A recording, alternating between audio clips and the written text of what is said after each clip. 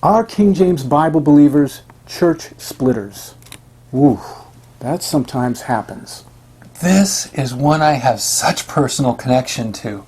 In the last 14 and a half plus years I've worked here at Chick, I got an email address pretty quickly, and people learned they could write to me. And especially as I started writing articles and books and stuff, people told me their private situations. And I have found that people were, one, church planters or pillars of the church who'd been in a congregation for years. And right there in the statement of faith, it said, we believe that God has preserved His words, and the King James Bible is the only book we believe in English is God's words. Really simple. It makes it so that everybody is on the same page, quite literally. You can read the same words, pass down the same understanding, and have unity in the faith. Well, guess what? They sent me these letters saying, you won't believe what happened. And usually I do believe what happened. What happened is a person went to college, came back from college, a person was added to the staff, became an associate pastor, a youth pastor, or a new minister. And in each of those cases, they came back with their new understanding and knowledge and started subverting the people and slandering the King James Bible.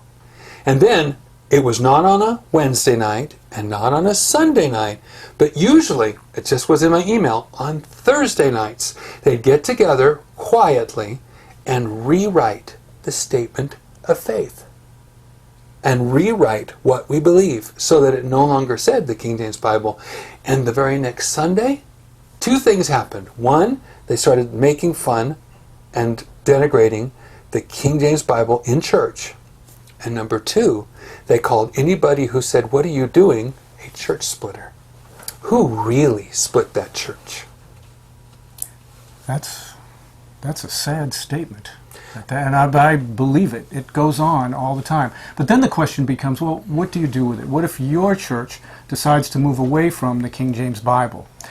You have to decide what you're going to do for you and your family. Sometimes you have a fellowship there that you want to stay with.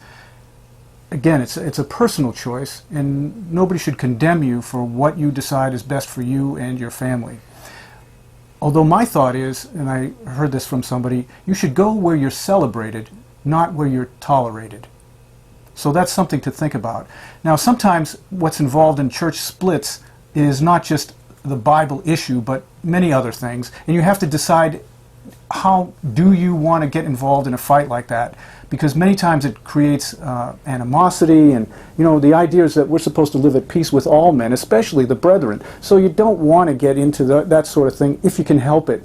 And unless you really feel strongly that the Lord wants you there and wants you involved, and you need to deal with these issues, then you can decide to do that. But otherwise, if it's just about the Bible issue and the church as a whole is moving away from it, then maybe you should try to find a place where they do actually believe the Scriptures, the King James Bible.